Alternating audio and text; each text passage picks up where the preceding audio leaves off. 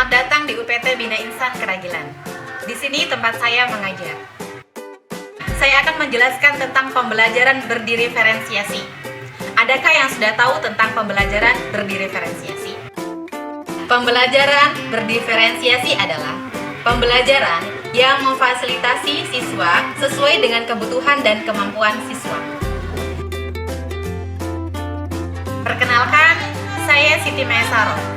Saya mengajar di kelas 4 Al-Hayat.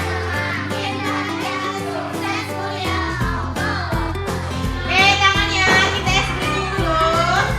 Buka tutup, bertepuk tangan. Buka tutup, tepuk tangan lagi. Digulung-gulung, lalu tersenyum. Digulung-gulung, lalu tertawa. Baca doa terlebih dahulu. Oke, ada berdoa. Tangan diangkat, kepala ditundukkan, berdoa dimulai. Doa masuk kelas. Bismillahirrahmanirrahim. Allahumma inni as'aluka khairal maulidi wa khairal ma'radi. Bismillahi walajna wa bismillahi walajna wa alallahi tawakkalna. Yang paling solid ada. Langsung menyiapkan buku ya. Bu Siti minta untuk ketua kelas memimpin doa ya. Duduk rapi.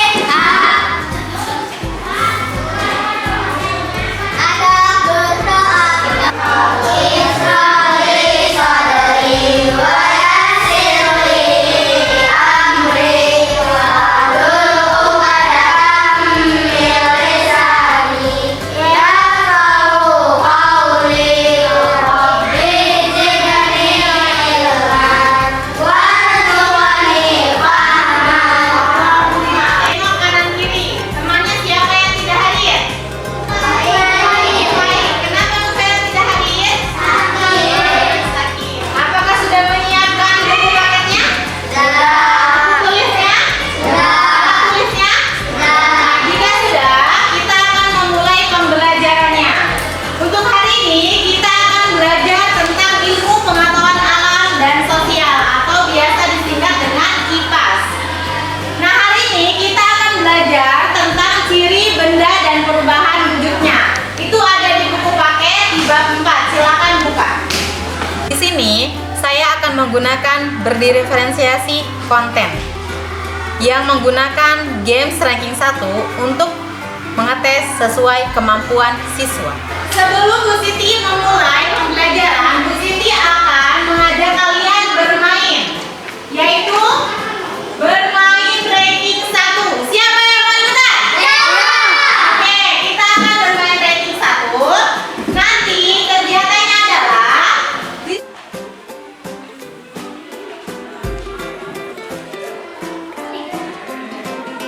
jika menurut kalian jawaban A itu benar, maka kalian angkat yang A. Setelah Bu Siti meminta kalian mengangkat jawabannya dengan menghitung angka 3, angka 1 sampai 3. Ya, jika kalian merasa jawaban B itu benar, maka silakan kalian mengangkat abjad B. Sampai sini paham? Oke, silakan abjadnya simpan di atas meja. Bentuk dan volumenya tetap ketika berpindah wadah.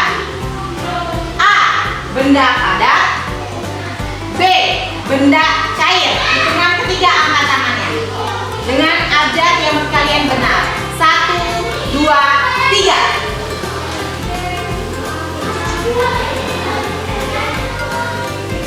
Jawabannya A.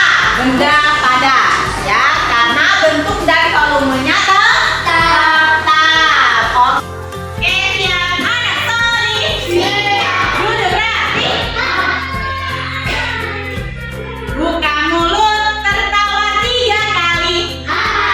Buka mulut, tertawa 2 kali.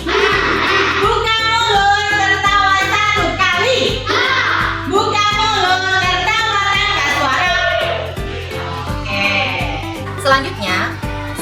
menggunakan berdiferensiasi proses. Konsentrasi. Konsentrasi dimulai kelompok. Hari ini kita akan belajar tentang perubahan wujud benda. Di sini ada capaian pembelajarannya, yaitu peserta didik mengidentifikasi proses perubahan wujud zat dan perubahan bentuk energi dalam kehidupan sehari-hari. Lalu di sini ada tujuan pembelajarannya, yaitu mengidentifikasi wujud benda yang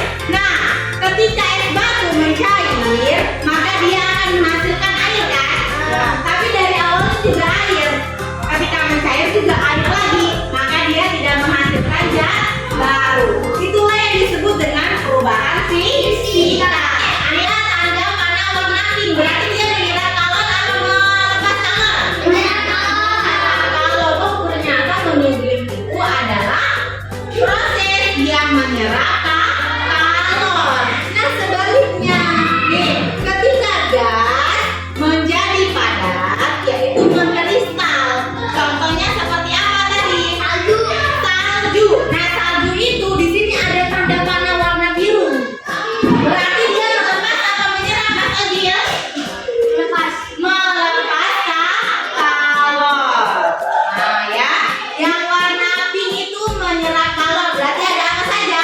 Menyublim, menguap, dan mencair. Sedangkan melepas kalor itu ada apa saja? Membeku, mengkristal, dan mengembun. Ya. Nah, inilah contoh dari perubahan fisika yang sehari-hari kalian temui. Nanti kita ada eksperimennya, tapi itu di terakhir ya. Oke, di sini perubahan kimia adalah perubahan pada suatu benda yang mengakibatkan terjadinya perubahan susunan molekul kimia sehingga menghasilkan zat baru. Kalau tadi perubahan fisika tidak menghasilkan zat baru, sedangkan perubahan kimia menghasilkan zat baru. Perubahan kimia bersifat tidak kembali ke wujud semula. Kalau misalkan perkaratan, contohnya paku yang bagus lama-kelamaan kena hujan, lalu dia berkarat. Nah, bisa tidak paku yang berkarat kembali lagi ke paku yang baru, yang bagus? Bisa tidak? Tidak. Kalau bisa, maka itu disebut dengan perubahan kimia. Kalau es batu, nah Bu Siti, esok nih biar kalian ngerti. Kalau air dibekukan menjadi es batu mencair lagi menjadi air. Itu disebut perubahan fisika atau kimia? Fisika. Kenapa perubahan fisika? Karena bisa kembali lagi ke wujud semula. Oke, tepuk tangan untuk Kak Jaka. Sampai di sini sudah paham? Oke, bisa. Yaitu di mana siswa akan bereksperimen untuk mengetes kemampuan dia untuk secara pemahaman dalam perubahan zat. Nah, di sini Bu Siti akan mengajak kalian topik eksperimen produk perubahan fisika dan perubahan kimia. Nah, di sini ada alat dan bahan yang kalian bawa. Apa saja alat bahan yang kalian bawa?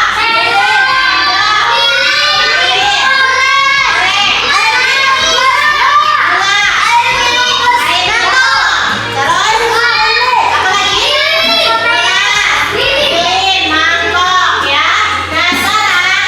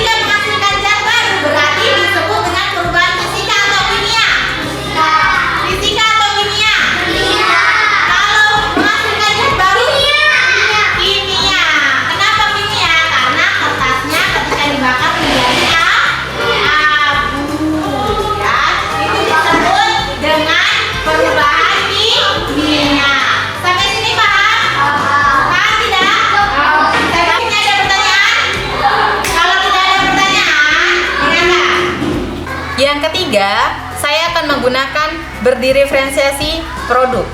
Di mana di sini siswa akan menghasilkan produk dengan membagi kelompok sesuai dengan kemampuan pertama atau sesuai dengan diagnosa pertama. Nah, sekarang siswa dibagi menjadi 3 kelompok dengan penilaian asesmen diagnosa di awal dan sesuai kemampuan siswa. Sekarang kelompok 1, tadi tugasnya adalah dengan kemampuan sudah bisa mengidentifikasi dan mendeskripsi proses perubahan wujud secara fisika dan kimia, diberikan tugas memilih salah satu proses perubahan wujud benda yang sudah dieksperimen untuk menuliskan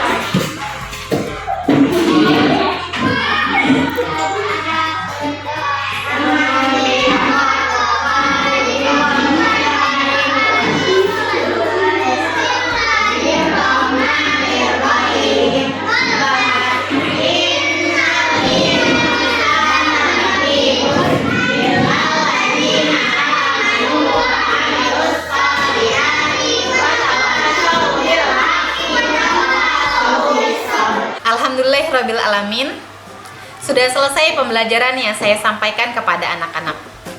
Dari hasil pembelajaran ini, alhamdulillah 95% anak-anak sudah memahami tentang materi, ciri benda dan pemahaman perubahan benda dan wujudnya. Dan 5% anak-anak belum bisa memahami, tapi sudah dibantu dengan anak-anak menghasilkan produk yang dibagi sesuai dengan kemampuannya. Terima kasih atas perhatiannya saya ucapkan. Wassalamualaikum warahmatullahi wabarakatuh.